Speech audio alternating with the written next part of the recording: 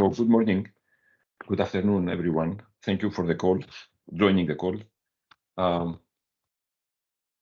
Here is the agenda that we're covering today, the same as what I showed in the email, hasn't changed much. So we will have people coming in now, giving the update. Couple of people I got message that they were tied up either in traffic or in other calls, so they may be in and out. So let's see. I'm not sure if we have Deep on the line. He is our membership chair and communications, so he was going to give the update for the membership, but I think he may be stuck in traffic. I don't see him. So here are the latest trends from the website, comparing year over year. So the positive trends continue. We are ahead of where we were in 2022, which was a good year, and the increase seems to be improving. In other words, the increase, the numbers are, the gap is opening up between last year and this year, which is excellent. That both for the professional members as well as for the student members. Another couple of months, it seems like we're going to catch up where we were at the end of 2022 total numbers. So that's good. People are joining and watching the activities going on at the website, etc. Now, participating is another question. There was an email thread how to increase the participation, and it seems many people are just joining, see what's going on, but they are not actively contributing. So we have that challenge in our hands, how to improve that participation. Now, the type of companies that are representing it's not changing really, very slightly month over month. Mostly service companies represented here, but overall we have also some operators, both national and independents. Now, contractors, we always have a challenge bringing in more contractors, but overall, it's not totally biased, the distribution here, which is a good thing. The next section is about the website, the new website, and both the DSATS as well as the DWIS. Edgar has prepared a few slides. Edgar, you want to walk us through this? Sure. Good morning. This shows the amount of people hitting the new website per day. And as you can see, we have some peaks, and they are linked to the forums and activities that we have. In general, the concern is that people are not getting engaged in some of the discussions. Some people just may hit the like, but nobody responds. But in general, the content is what is bringing in people. So we have only few collaborators to post in the forums and the other places we can do it. It would be great if more people can bring in some content so people get engaged, because every time we place, we insert a content there is an email sent where people related to it, and so they click and they go in. So that helps a lot. So as you can see, we have several statistics here about new versus returning visitors. So you can see an increase on the new people. That is good. And as Maury stated, we are around, let me get the numbers that he provided more accurately.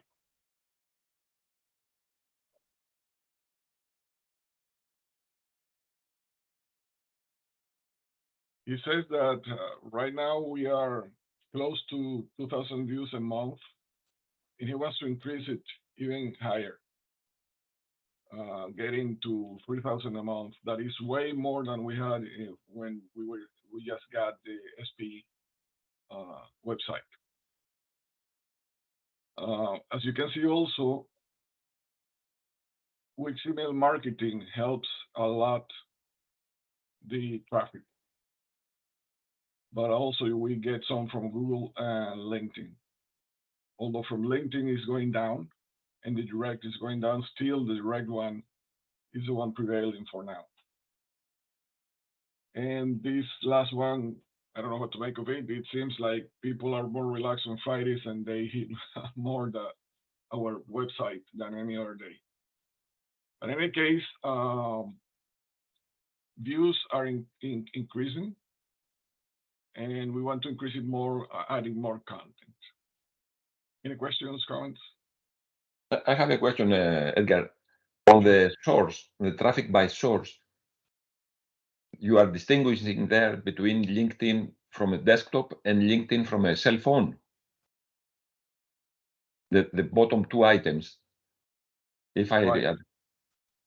the fourth one I'm is not, yeah. Go I'm ahead. not, I'm not sure, but definitely the one before the last seems to be from cell phones because of it indicates that it's Android. And probably the last one, maybe the computer linked to Desktop. Yeah. Okay. browser. Right. That may be it. So it means that it seems, I'm not sure because I haven't gotten into the details of these statistics. It seems like a lot of people, well, a lot more people are trying to get through the cell phone. That it may prompt us to try and activate the mobile version of the web page. I need to evaluate together with Maury. The design of the web page accommodates being viewed by in a small screen on a cell phone, or it needs anything special to do that? As it is right now, if you get into the browser in the phone, you can see it. It's not great because it's not optimized. Okay. And Wix provides tools to create the particular version for the mobile. I think we need to pay some extra or do something else. Design. Okay. Next slide. Yes, please. I have a question. I just have a question. Yes, please. You say that it's on Friday, the web traffic peak? Yeah, the bottom right graphic is traffic per day. And as you So can see, if we try to program a presentation for something, it's better to do on Friday then? I'm not sure because I haven't, of course, analyzed what drives the traffic on Friday. Okay. Yeah, it's only a guess that people are more relaxed on Fridays and they try to do it. It's just a guess, but I don't know. Yeah. What has a correlation is that when we have something special to present and live, people of course get connected. Yeah. But why they choose Friday to get into the webpage, I don't know. Really. I don't have a tool to determine why it drives them on Friday. Yeah, that's a tricky one because Friday is holiday for some parts of the world. So if we focus our activities there, we kind of give up that population in the Middle East and other parts of Asia. So, but the trend, there is a trend here that we need to explain to understand. Friday is the DWIS meeting day. Maybe you get some drift across from that. Yeah. All right. Next slide, Edgar, please. Right. So there has been requests to run webinars from our website or YouTube. So we did some research, and I was able to, well, between Maury and myself, we determined that yes, we can start the webinars. We had a challenge about having a co-host, and I was able to make it work.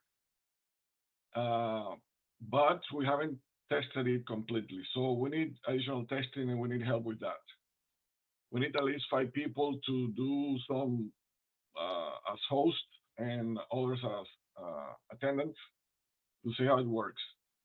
The other thing is what I saw is that the co-host need access to the main administrative webpage, of course, with very limited rights, but also they are on the screen all the time. It's not that you present one and then the other. Both or three of them are going to be from their site showing up there. It may work. You can show your screen and everything from our website. I tried also YouTube channel.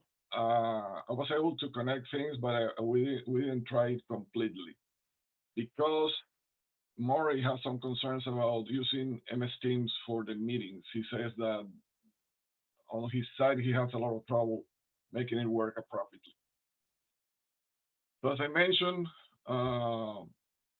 the website traffic remains around 2,000 hits, and he would like to increase it to 4,000, and for no other reason than to double it and call it a success. Okay. There was a question if we could keep the recordings from the DSAT meetings in the website. Yes, we can. If they are provided, I can upload them and give access to it. One question would be who should have access to it, or anybody? The community calls, probably who can make them, post them there because they're completely public anyway. These calls, the board and officers, I think those probably we don't post them publicly. Okay. It can be done. And any recordings that we have from any activities that we have can be posted in both Wix and YouTube. The YouTube channel is created. As I mentioned, the webinars have not been completely tested yet. And any videos we have can be posted then, and we can advertise them through our new website. So everybody goes and looks at it. Okay. Very good. Thank you, Edgar. Any other questions for Edgar? I think it'll be good, Dimitrios, to start making a series of our own webinars. Other technical sections are doing that. Yeah. And the number of slots available from SPE is quite limited. When you show the Outlook, it's limited. And there's material that we've already talked about that Serafima did her presentation in the Far East, and that presentation could make a lovely webinar, which would give more content for the website, which would drive more traffic. So I think it's a bit of a good system to use. Yeah, we have to take advantage of it for sure. Yeah, so if they can get it set up so that it runs smoothly, I mean, if it's something like David Gibson's VDOR Locksmith, where you come on and you do the interview or you do the webinar, take some Q&A and then store it on the website, it'd be really good. Yeah. Okay, very good. Thank you, Edgar. Robert, let's switch to the financials, please. Yes, I will share my screen if you don't mind. Yeah, let me stop sharing here. And sorry. Here is the financial update. Sam helped me put this together yesterday, so it should be up to date. The balance sheet over the last 4 months is shown in this table to the top left. We are currently at a balance between all accounts at $104,000. The cash flow since our last meeting in February is shown on the table in the far right. Most of the outflows were for Drillbotics, mainly commitments around the drilling conference, as well as some maintenance for the Roadmap JIP. And we had one sponsorship from Oxy for the Drillbotics. And currently our commitments going forward, we owe SPE our annual report, and Sam's going to help me put that together over the next few days. And we have a commitment to pay for the drilling conference live stream at $2,500, and that was sponsored by Patterson, UTI. So that was funded. And we have a commitment for the Drillbotics documentary as well, which that team collected a lot of sponsorships for as well. And I may have missed some things, so please let me know. Thank you, Robert. I think Fred had a comment about funding of the documentary. Maybe now is a good time to say that instead of waiting until the Drillbotics update. Fred?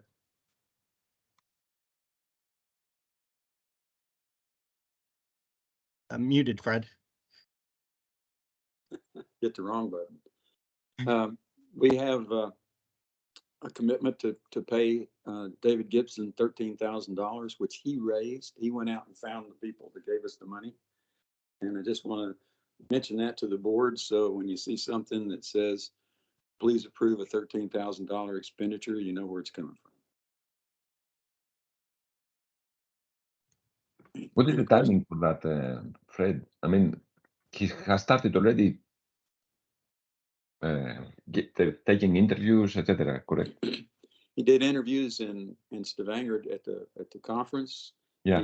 He went to Brussels to meet with the University of Mainz. He went to Germany to meet with TUC, and he also went over to the University of Stavanger, and he's interviewed the students in Norway that were at the booth from NTNU.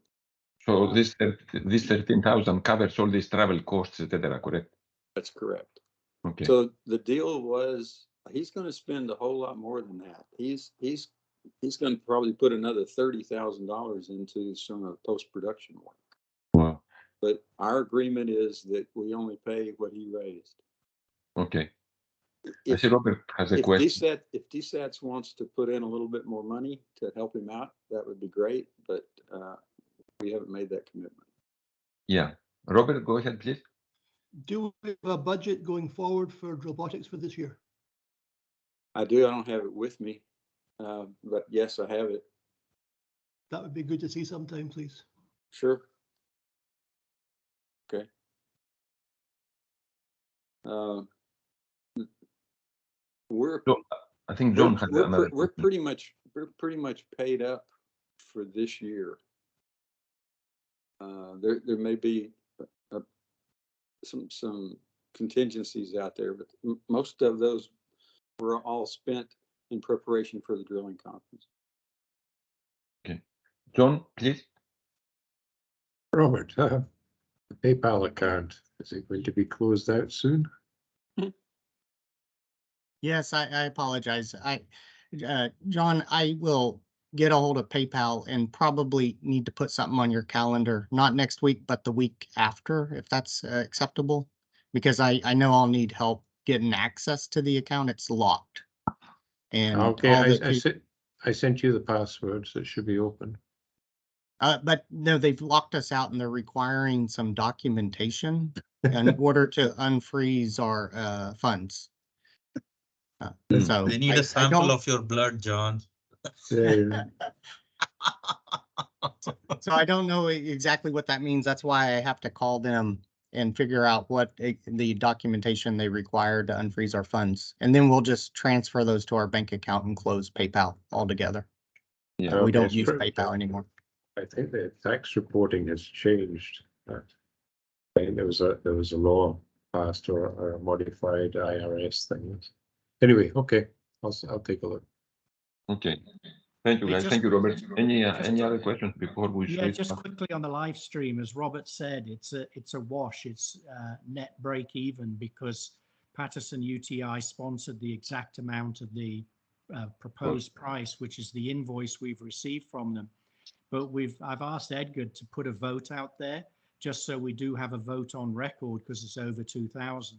We did get a verbal on the budget that David and Robert put together. So it was in that budget, but we didn't get a formal vote on the budget. So in the next couple of days, hopefully there'll be a vote request from the website.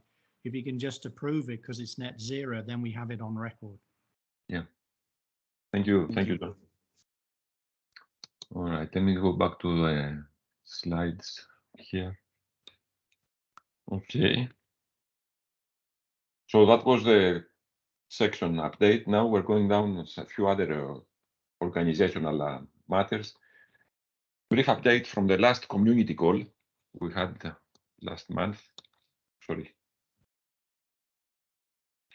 So we had a community call on March 16. We had 63 people attending. All pretty much a standard format. We had two featured presentations, one from John on autonomy in drilling systems automation. The other one was Matt Isbell presenting a paper that he presented at the drilling conference. Both were received well. We got some positive feedback after the event, and as a result, Paul and Isabel agreed to present their work at the next community call. So we have already a volunteer, and I'm happy to see that. I'd like to encourage others to present their work, of course, related to drilling automation, and that's how we share knowledge, which is really one of the main goals, objectives for DSATS. So that went well, and the next one is going to be on May 11. I'll have a reminder at the end with the next spot. So on autonomy, the presentation that John gave, that created some discussion.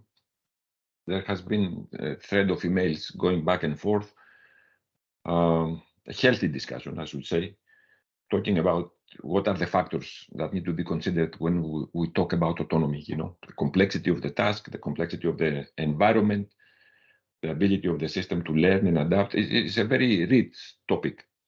So as a result of that, there are some plans to submit an abstract for a position paper on autonomy and drilling systems for the 2024 drilling conference. And DSATS, I think, has a role to play here to help shape the language and the terminology and the message being used. So we don't have, advertisement and marketing going wild with claims that cannot be supported. So that's the update I had on this topic. I think John has a few comments to make here as well. Yeah, I think first of all, we should credit Eric Cailleux for kicking off the email discussion. And that, as you said, it got to quite a lengthy discussion. Besides the uncertainty and the data attributes, which I'd mapped out as drivers of levels of autonomy, complexity came up, as you noted in your slide. So complexity, the simplest term, I think, is the number of interactions between various subsystems. And then we also talked about the hierarchy. So from a low tier to an upper tier, different levels of autonomy. So this becomes quite a complex picture. And as Eric points out, the drilling is a complex business, far more complex than in interactions of different systems than driving an autonomous vehicle. So yeah, we've drafted up and got to version 3 of an abstract for the drilling conference. John Mack just did a big revision on it, and well, when we've got that polished up, I think we'll submit it. And so the drilling conference next year, fingers crossed, we'll be able to present on levels of automation taxonomy with something that a group of us believe fits for drilling systems. And the people involved is myself, Eric, Radhika, John Mack, Pradeep from Neighbors, and Dimitrios himself. So yeah, should be a worthwhile venture. Yeah, thank you, John. Any questions from anybody on this topic? Okay. So next update, we opened the vote for the constitution to the entire membership. That was from March 15 to March 31st. We received 28 votes casted, all of them for the changes. There was no vote. However, there is a hiccup at the website that only captured 16 names of those 28 that voted. So we couldn't really compare all 28 against the list of active DSATS members. We could only compare 16 to see how many of these votes really count.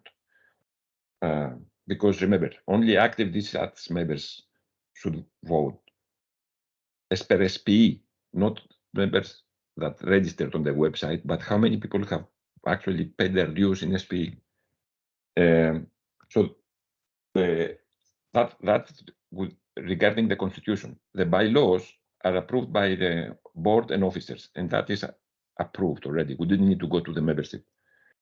Now, given these results, both the constitution, the updated constitution, and the bylaws are approved, and they are posted on the website. And these are the documents that govern the operations of the DSATS going forward until there is another update sometime down the road. So that's the latest on that.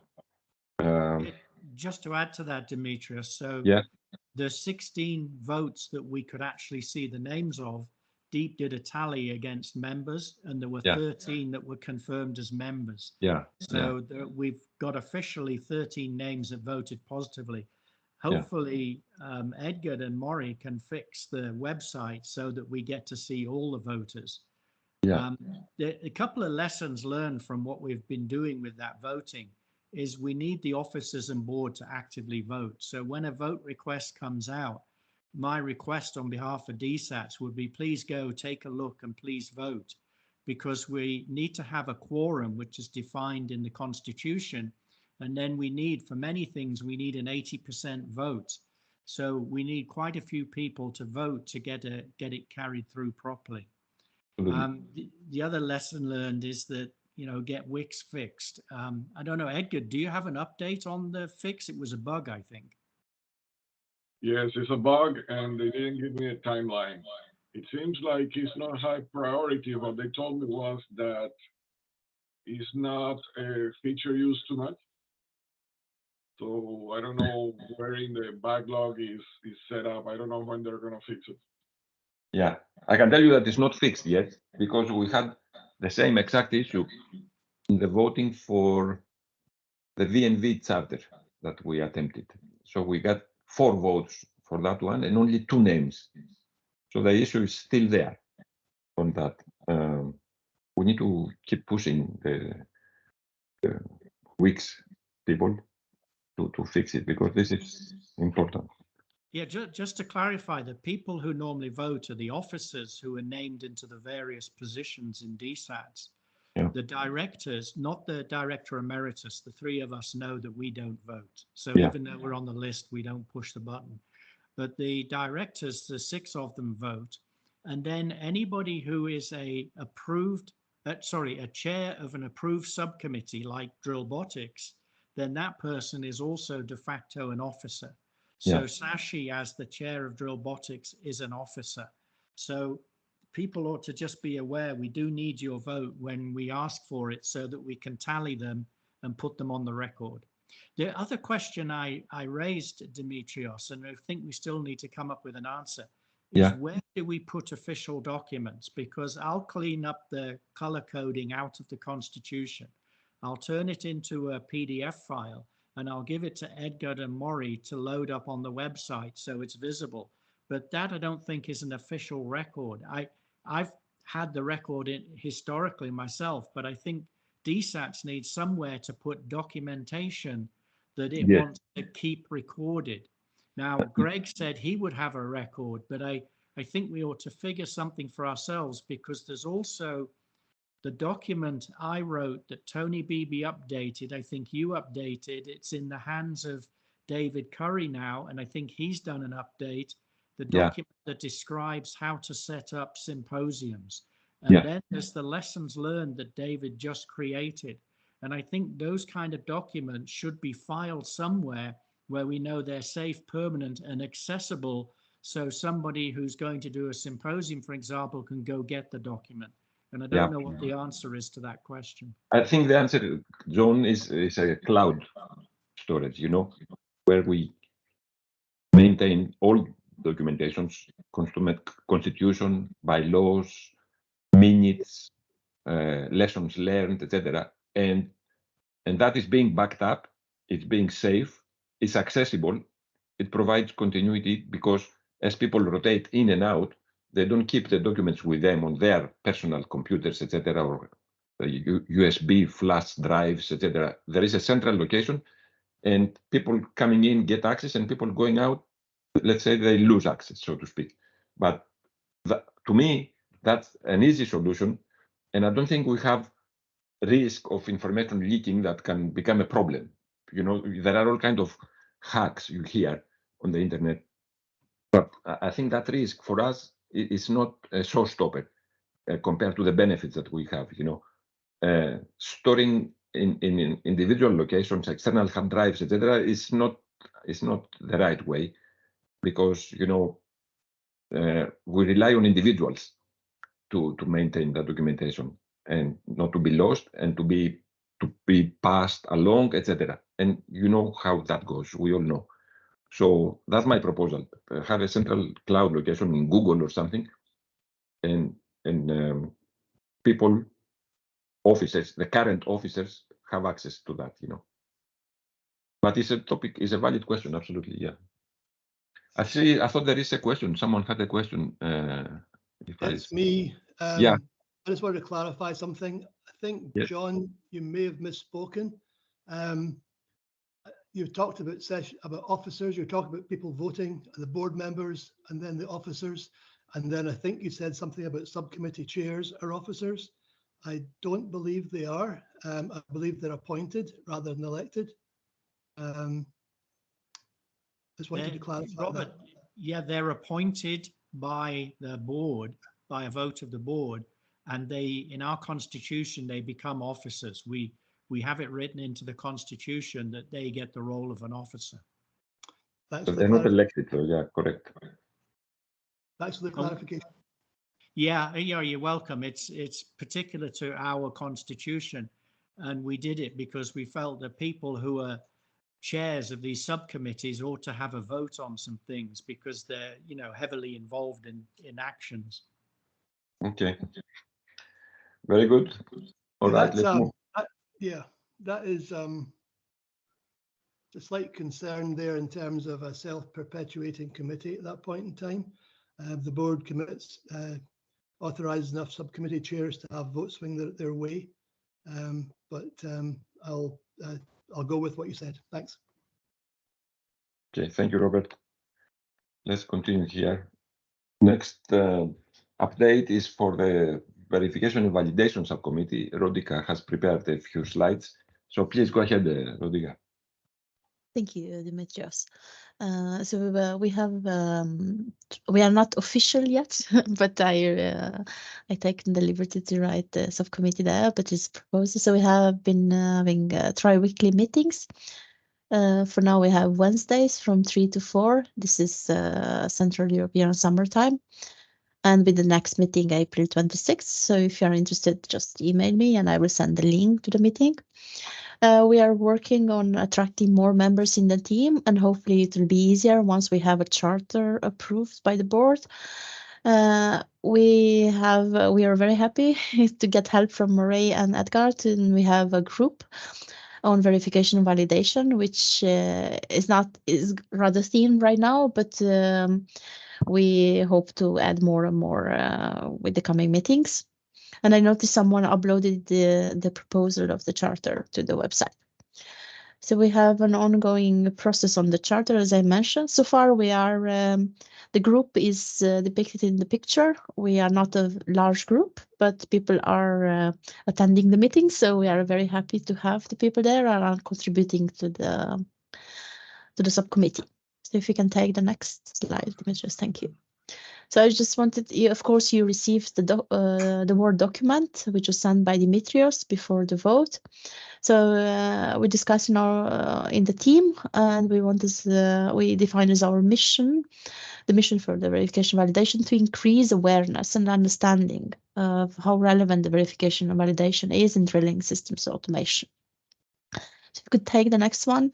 This is very much based on the fact that we had for a long time a monolithic view for the architecture for the drilling automation system. And then we are moving now to a more multi-agent architecture where we have multiple automated functionalities trying to work together. So then this brings some relevant issues when it comes to verification and validation. And this is where we want to focus for the start in the verification and validation subcommittee. If you can take the next slide, I will show you some example.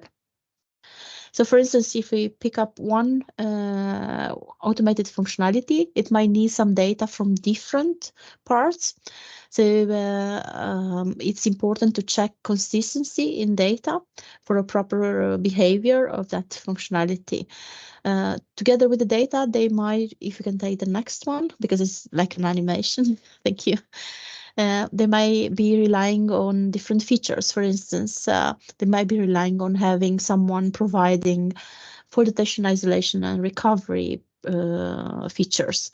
So that is also something that we want to focus on consistency in features which are needed for proper proper functioning of an advisor, for instance.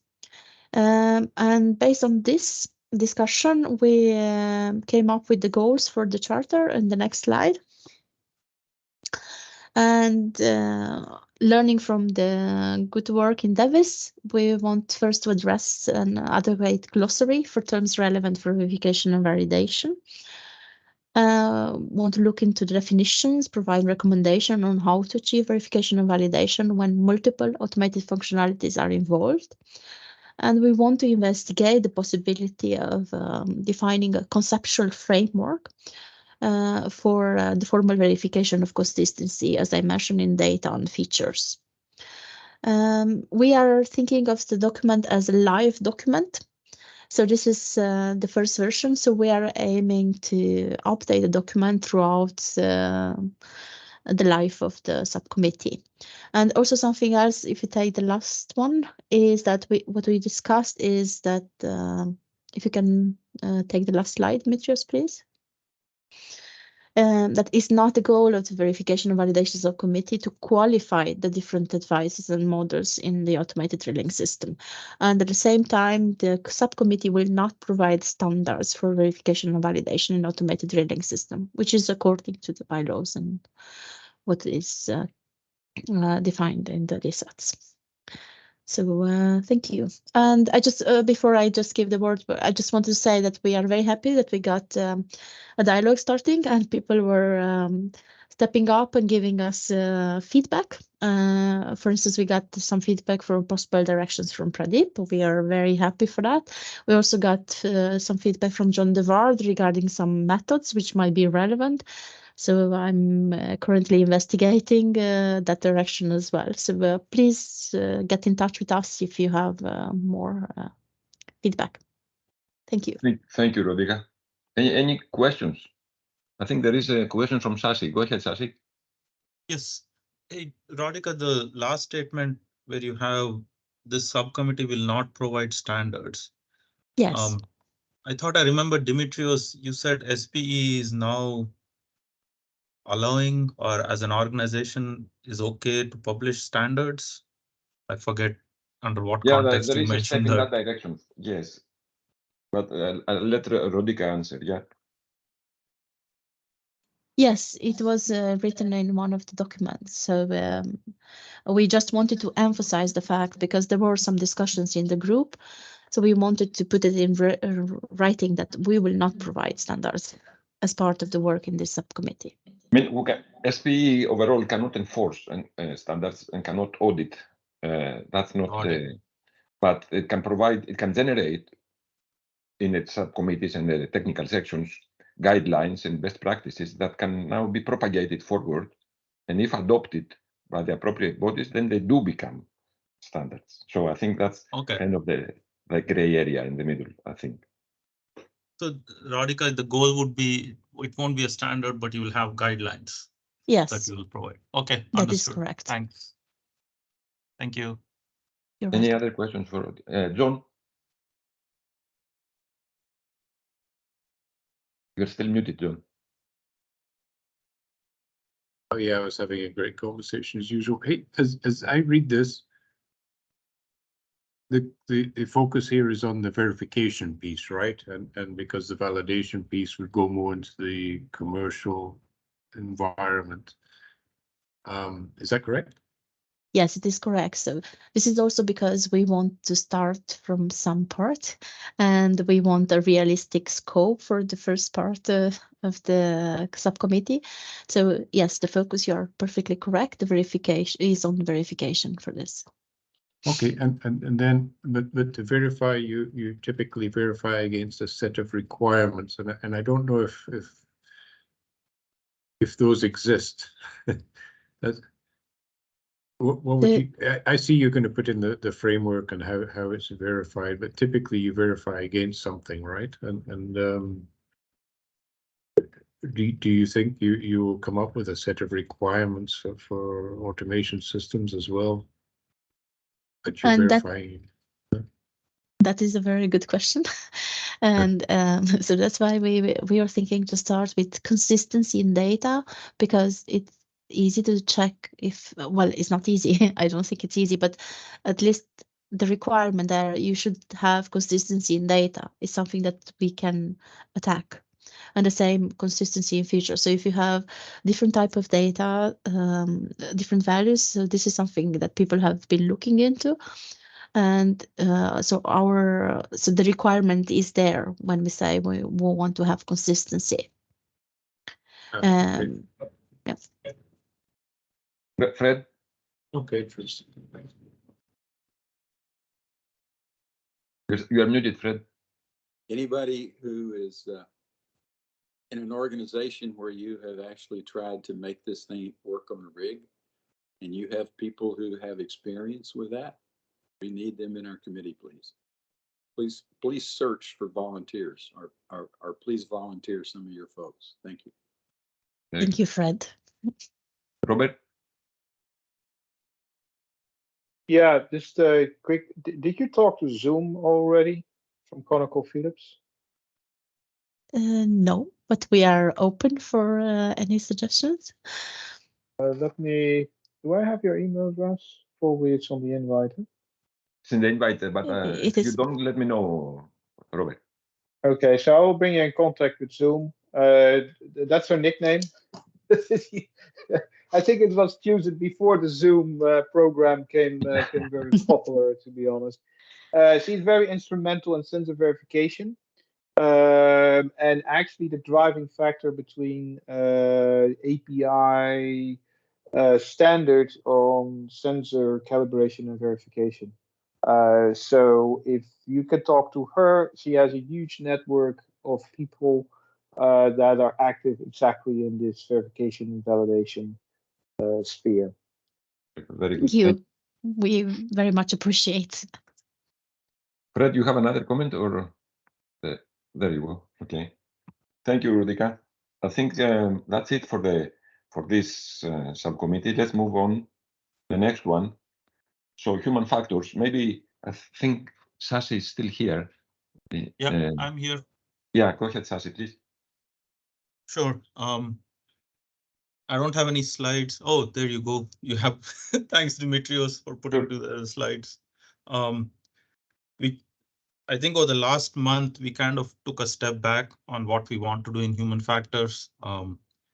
We had been between SPE, DSATS, and IADC Art, myself and Nathan. We had been working with Marcin to see what we would want to do in this human factors subcommittee. At the end of it, we got an SOW from Marcin, pretty expensive SOW. You see the cost there.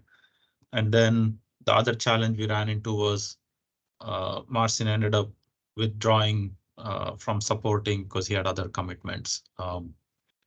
So we had a call, a few of us from DSATS and Nathan together about a few weeks ago to say, do we need to do a reset on where we are with this subcommittee? So we took a step back. I think what we agreed to do is initially pursue a proposal through IADC Art or through IADC. John DeWart, thanks to him, he put together a first draft of it. What it'll focus on is more of how do we get some of our industry peers together to start understanding how we want to implement human factors into the system, right? What are the key pain points? Where do we need to focus on? And from there, pick 1 or 2 areas that we want to focus on to come up with guidelines for human factors, or at least the right questions we want to ask when somebody is evaluating a particular automation system for human factors assessment. So I was supposed to meet Nathan yesterday to work with him on getting an update on the IADC one, as well as work on the human factors charter, but unfortunately he's out sick this week, so we couldn't meet. But that's where we are today. Thank you, Stasi. Any questions? Yeah, I think just the one thing to note is going with IADC, in the meeting we discussed it, and that's where the drilling contractors are. And if we can do a really good proposal and the executive committee of IADC approves it, then we'll have the right people involved, or the core people involved. We felt that we're not getting them through DSATS. The thing about working with IADC, officially, we're not allowed to join up and hold joint events and things without a board approval of SPE. So I think it'll be like other initiatives. It'll be IADC, but we as people can go and join that group and work with them. So be involved or even be on the committee, so that we have the participation through people. Yeah. Any other comments from anyone? All right, so let's continue then. This is a topic now I'd like to bring up to the entire group here, and I need a vote from the board. So just to give a bit of the context, last year, the DWIS initiative gained a lot of momentum in 2022. So we had several work groups that got organized, and they keep having weekly calls, and we had quarterly updates that Daryl was giving to the industry, and it found its path, let's say, this effort. The website was established with help from a lot of work from Fred, which quickly became a reference point. A lot of content is being added, and people really use it, and it's becoming really, like I said, a reference point. And we had a workshop at the end of the year in October of 2022, which led to the establishment of advisory board, etc. So also, late in 2022, DWIS became again a DSATS subcommittee. It started as an interoperability subcommittee, then it moved out to OSDU, if you remember. Then it came back for governance reasons and tax governance from SP rules. It came back as a DSATS subcommittee. So we opened a bank account for DWIS. We had an initial donation from Baker and Total for $3K immediately following the workshop. And then late in the year, we transferred back to this account some Total funds, $3,800, that were held in Drillbotics, but were originally intended for DWIS work, for interoperability work. So that's where it is today, the account. It's about $6,800, as we saw earlier from Robert. Now, we have a couple of outstanding liabilities from these activities. During the workshop, Michael Edwards and Fred Florence both spent a lot of time and putting together, the organization, the moderation, doing the report afterwards, etc. And also, the developer that we used for the website, Adam Singfield, he was very kind to give us a very deep discount developing the website. So we have paid him only $1,000 when he has spent actually several weeks, maybe more than that. So we feel that we need to pay a little money to all these three contributors for the work that they have done. So I'd like to bring a proposal here to the board. And here is what I'm proposing.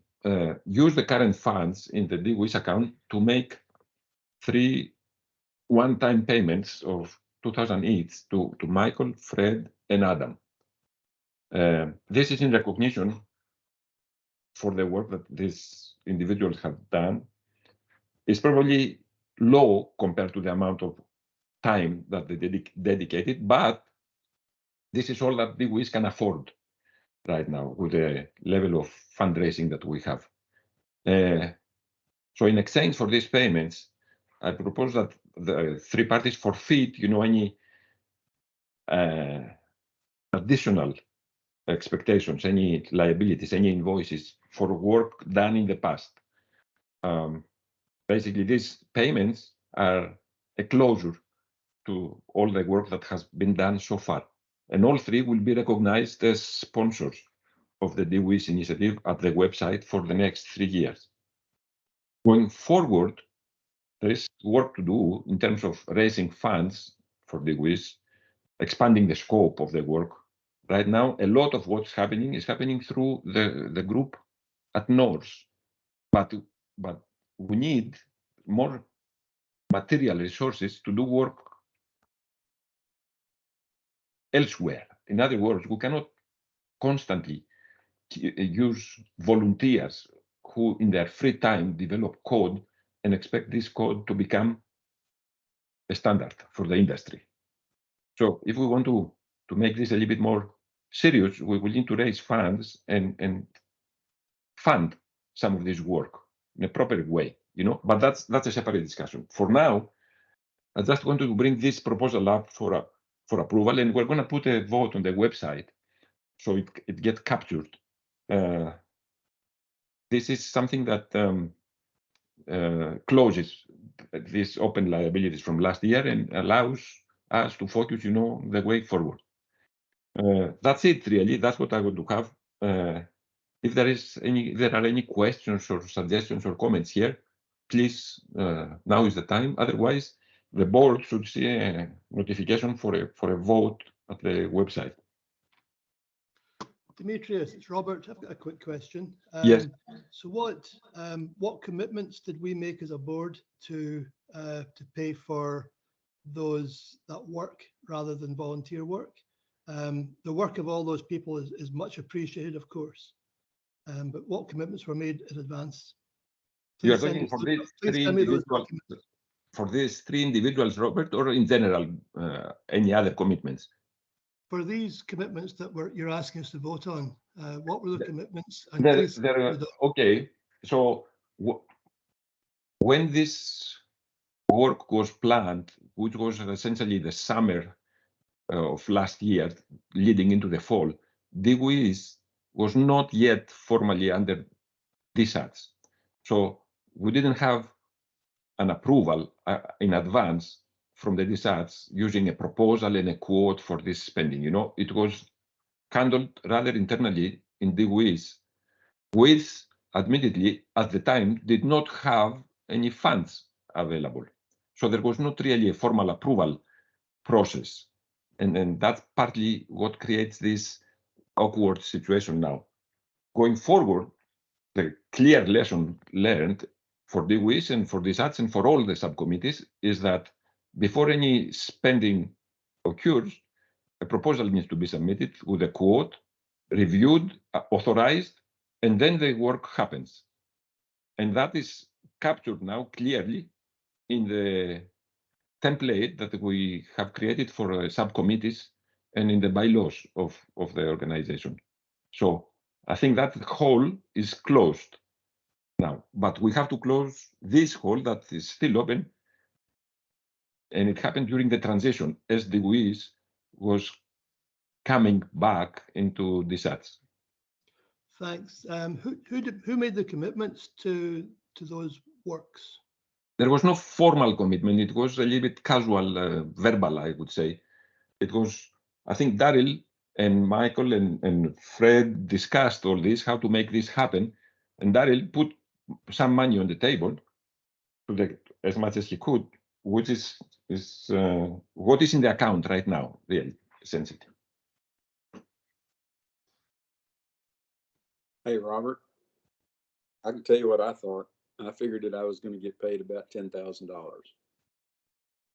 And that was based on conversations with Daryl. Right. The time that I would probably spend putting the workshop pieces together ahead of time. Michael, pretty much along the same lines, maybe a little bit more, was her expectation. And the payment to Adam is that he's been giving us continuous support. You know, when I run into a bug with a website, things in the back side of the website, he fixes them. And he's got about at least 40 hours after we launched the website. And he's only charging us $100 an hour for that. So that's about $4,000 for him and 10 or 10 more for the other two of us. And we understood up front, if we didn't get the money, we didn't get paid, or at least I did. And, you know, I'm still volunteering because I believe in what we needed to do. But my wife sure would like for me to bring some money home. I totally understand that, Fred.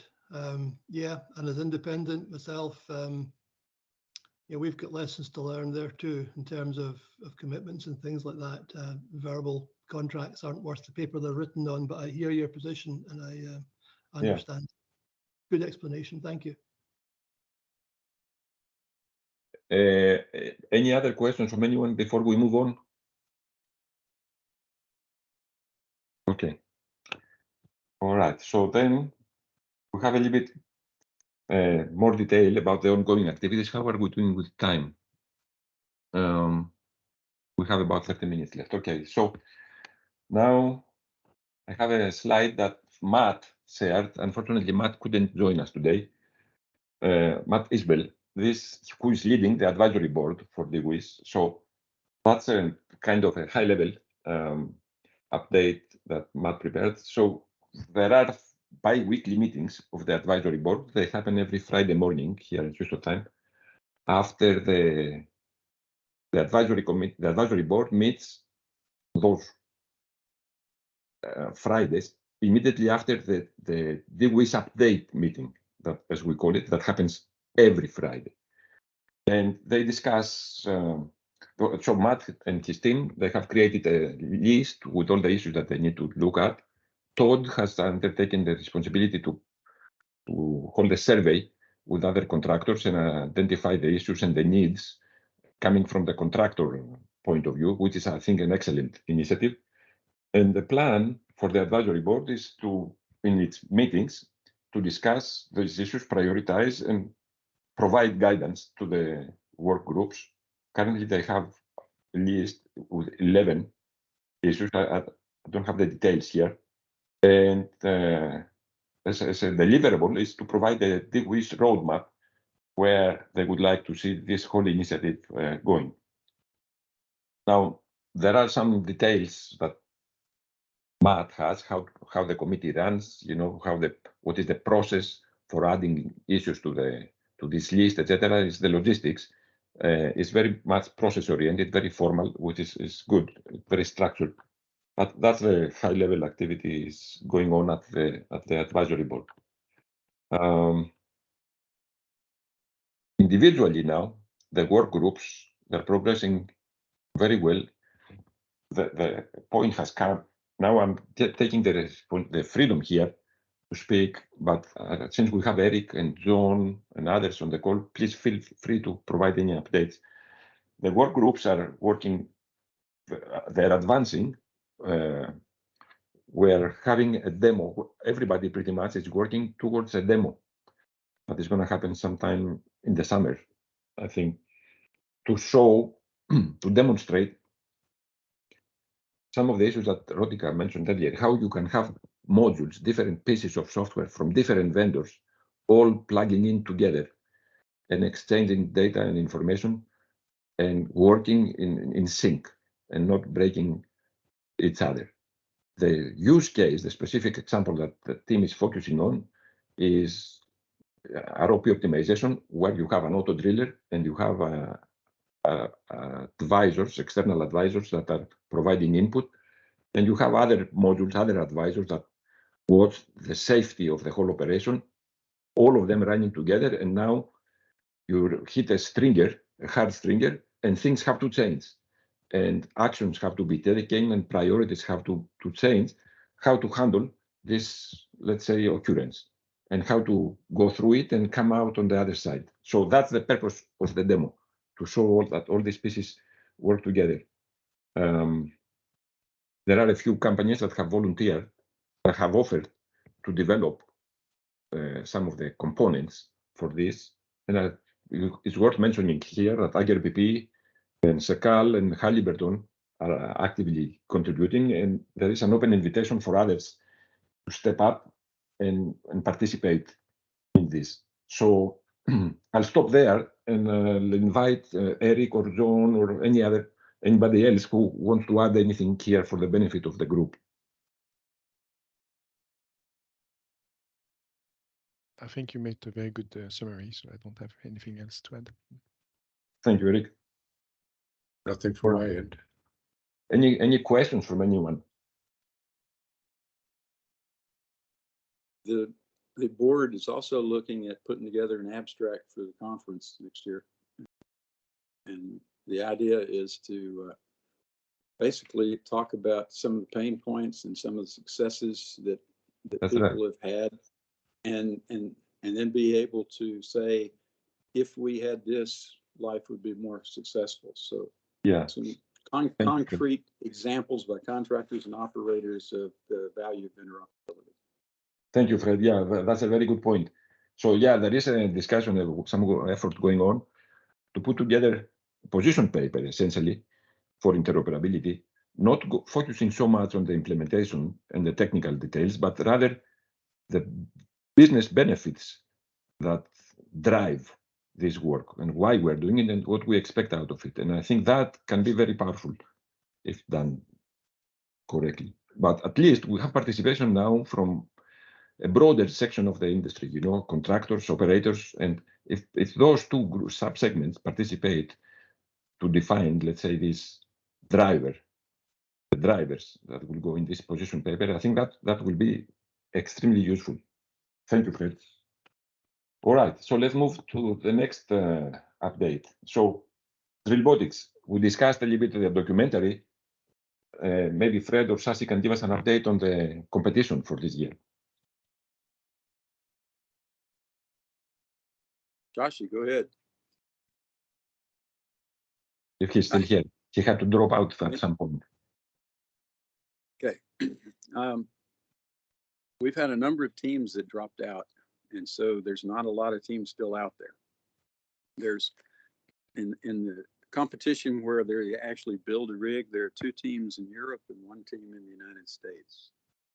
And in the Group A for the modeling aspect of it, there's 1 from Norway and 1 from Ghana. 1 from Norway is doing a well control option, and the 1 from Ghana is doing the directional control option. So we met recently, and we're going back and checking with judges and student teams. The plan would be for a team from Brussels and a team from Clausthal to have a test on Thursday, the 6th of July. And the ULL team, University of Louisiana Lafayette, in June, possibly late May or early June, depending on their graduation schedule. And the Group A tests would be done virtually in the week of 26th June or the week of 10th July. So we're just trying to meet with all the different players and judges so that we can have hybrid meetings. So, pardon me, if it's possible for judges to actually visit, we'll also have other judges join by wire. Very good. Thank you, Fred. Any questions from anyone?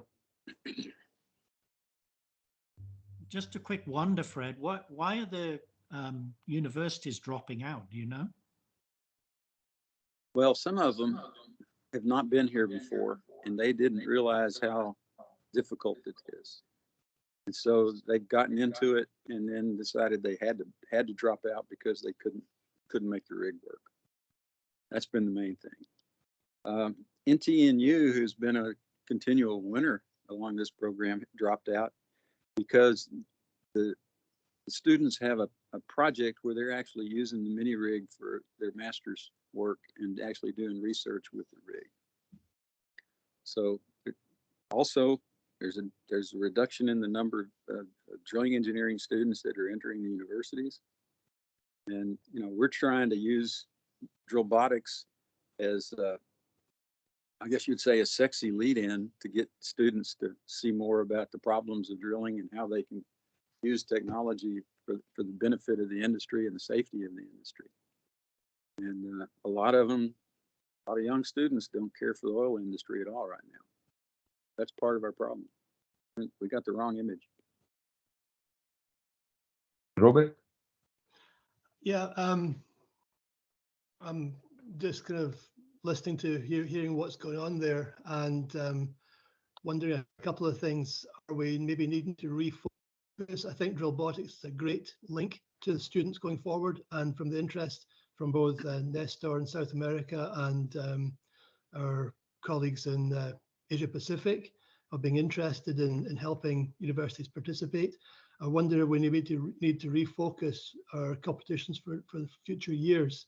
Secondly, the question is, I believe in the past, companies donated parts and things for the universities to be able to use. And I'm wondering if it's a internal funding issue of the availability of funds for each individual group in terms of what they need to raise to move forward to tackle the problems. Well, it certainly can be. You know, a couple of years ago, ULL sponsored a hole at a golf tournament to get enough money to be able to build their rig.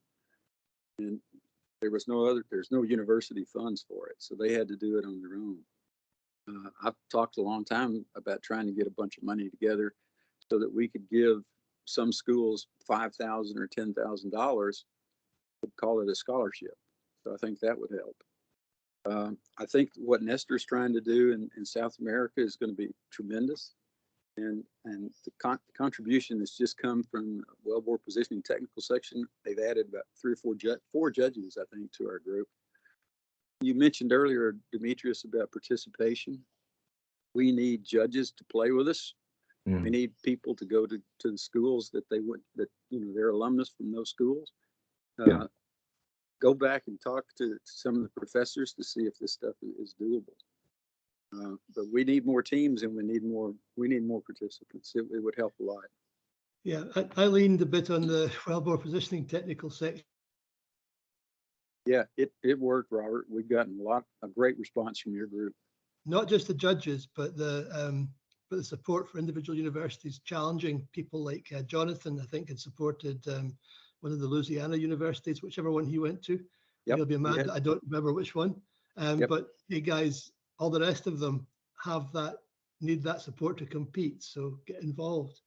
The other thing, the reason I asked the question at the budget for Drillbotics earlier on was along the lines you suggested there, Fred, in terms of should the money be spent purely as a prize to get the winning rig to a competition, or should it be used to sponsor to help the students do the work and by providing some basics for them to actually be able to compete? Yeah, the team from Algeria went to Germany 2 years ago, and their parents had to foot the bill. There was no funding available. So that certainly makes a difference. It looks like that Drillbotics has a big bank account, but you know, if you look at the numbers, 13,000 is going to come out of it and go to David Gibson, and we have to keep about $24,000 at the back end of this.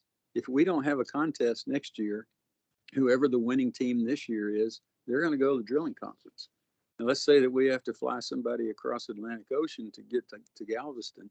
We've got to have enough money for all their transportation costs and hotel bills and food and stuff like that. So we, as a committee, do not want to have any outstanding debt to DSATS. We have to keep this extra money in reserve.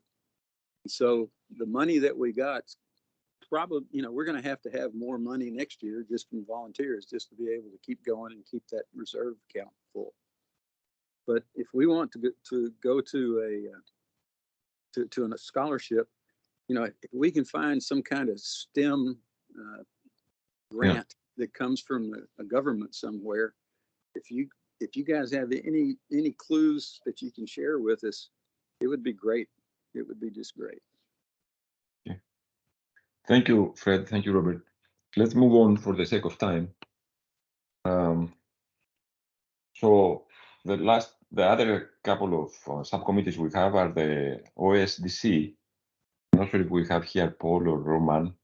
I know that they have the regular activities, those guys, seminar, webinars, etc. I don't have the details. If we don't have any of those guys here, I'll try to get something for the next call. Same for the university relations. Eric, you want to talk about the upcoming one that you got on your plate?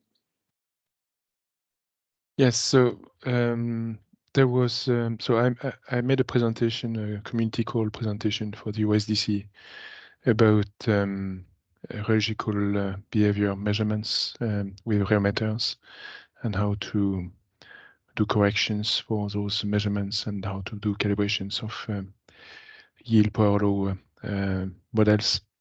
And then the next meeting, community call, me and Gilles Pelfren, we will present how to make microservices for exposing functionalities and having access to that functionality regardless of the language that you are using on the back end. So that's coming in 2 weeks' time, I think. Yeah. Thank you. But also, Eduardo has 2 webinars on how to use GitHub. And since a number of our committees within DWIS are using GitHub, all that stuff's recorded and on the OSDC site. Thank you. Thank you, Fred. All right. So then that brings us to the next section, which is events and activities going forward. I think Deep is here. Yeah, so Deep, go ahead and kind of walk us through the next slide, please. Yeah, so we have one webinar scheduled from on May 22nd. So this will be a webinar on filling data quality and uncertainty. Eric, Caillou, John McPherson, and Carlos will present the webinar, and I'll be the moderator for that. We have other, as the slide shows, we have other sections booked in SP. So we need to find speakers or topics that we can cover in these. We also have one other potential webinar or SP or live session that we were discussing, but I think it's still that one's still on hold, right, Demetrius? Yes, correct. Okay, hopefully, so I mean, if Serafima has offered to give a presentation as well, either we allot her one of these spots or we do one of the community calls that we have for DSATS. We'll see or maybe if we can have it by that time, have our own YouTube channel, we'll see. But we have one more presentation, let's say, on the table. And if the YouTube channel or the other type of format we are evaluating, that works out, we can incorporate a lot more webinars or live presentations. Yes, very good. Thank you, Deep. So the next topic here, and I'm not sure if Austin is. Yeah, Robert, please. Sorry. Yeah, real quick for maybe a topic. I'm preparing a luncheon presentation for IADC. And for that, I'm diving in some old stuff. And maybe it's good to have a webinar with the title "Looking Back, Learning from the Past." We think we are so good and so innovative and all that, but if you see what people did in the past, I think it will be a very informative, fun, and instructive webinar, maybe especially for students, and say, hey, go to a library, look up some books and magazines around way back when, just to learn and have some fun. Let me see if I can share something with you guys. Yes, there it is. Yeah, very good. 1985. If you look at the graphs, it's now in the chat, by the way. This is 1985. This is exactly what we're talking about right now and saying it's all new. Well, not really. So, I mean, that might be a good topic that attracts people and maybe also the younger generation. Okay, that's a good This is suggestion. my 10 cents of wisdom. Yeah. Mhm. And we can coordinate with the Roman to see if we can have like a seminar for students specifically on that.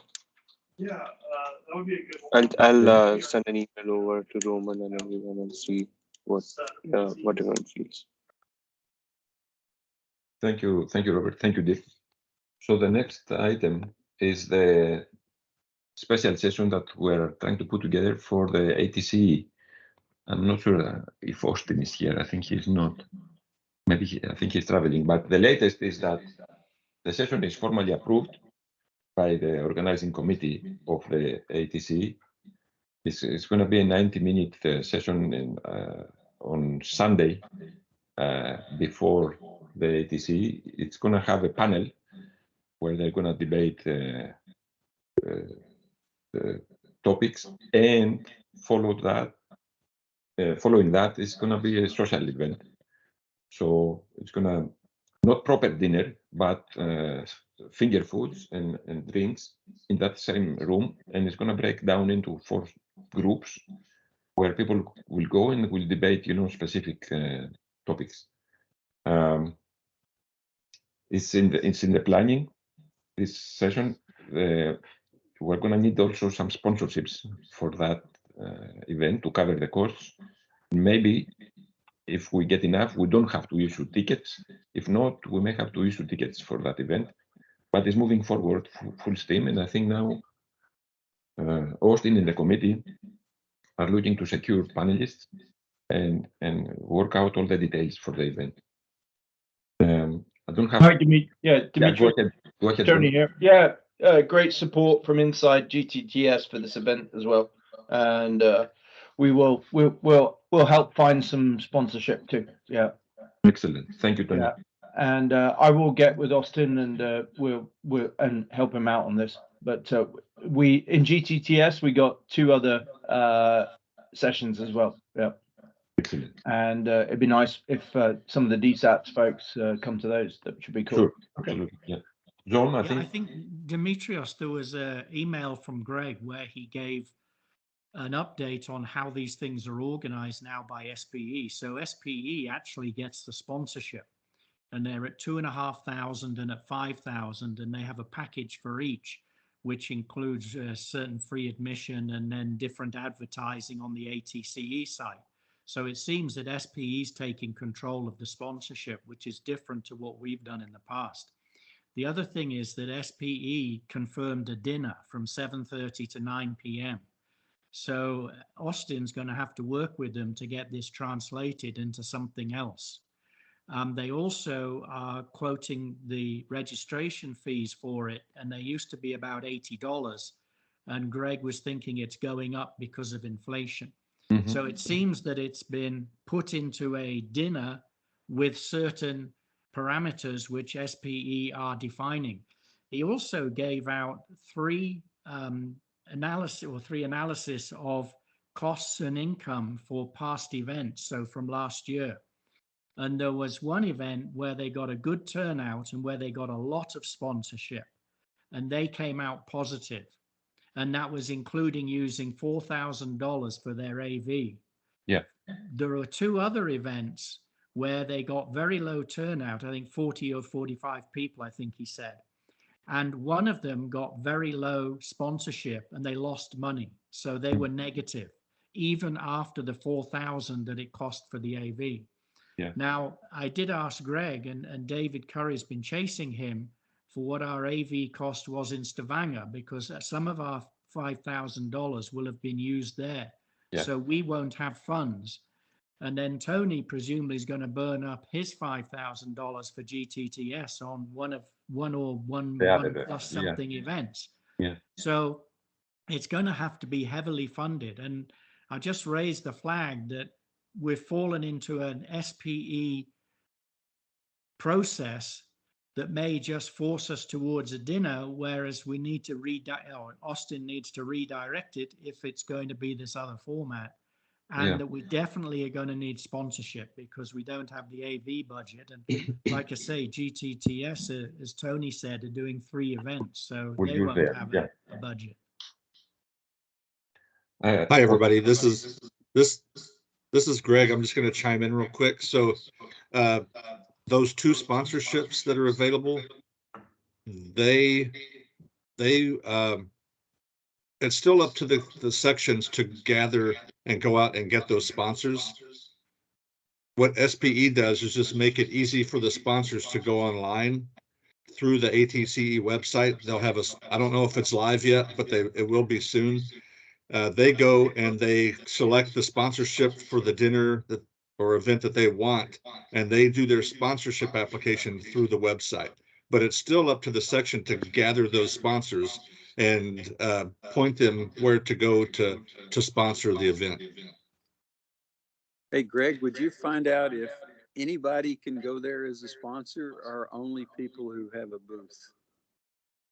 Because that's I think it's anybody in the past. In the past, you had to go through the booth. You had to be one of the exhibitors at a booth to get to the page to make a contribution. So see if that's still the case. I'll have to check on that. Okay. I'll have to double check on that. We had that issue on the Drillbotics side, Greg, and then we decided not worth pursuing because not all of our sponsors would have a booth. I'll double check that. Okay, thanks. I think the other thing, Demetrios, is that we're going to have to work out with Tony and GTTS how the funding's going to be done. In Greg's email, and he can speak to this himself, if I remember correctly, Greg, any losses go to the technical sections and they have to pay them. Any gains, right, net income gets split by the amount of sponsorship you raised. So if one technical section raises more than the other, then the ratio is on the sponsorship raised for the net income from the event. That's what I believe. That's another thing I'm checking. That seems the fair way to do it. Based on percentage of sponsorship. That's how the surplus would be divided up. But I haven't. I'm checking for another section on this as well to see how that's been done in the past. If there's something already in place that dictates how that's done, but I am checking on that as well. Thanks, Greg.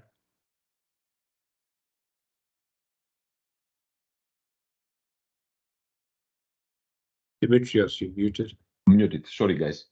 I was saying that we have some loose ends to tie, but I'm sure that we will be able to organize this well and have a successful event at the end of the day. There is a lot of support in the industry. All right, so that brings us to the end, the last section. I'd like to close here on a high note. I think some of you have seen this poem that Mori came up with the help from ChatGPT about DSATS, the technical section. So if you haven't seen it, take a second to read through that.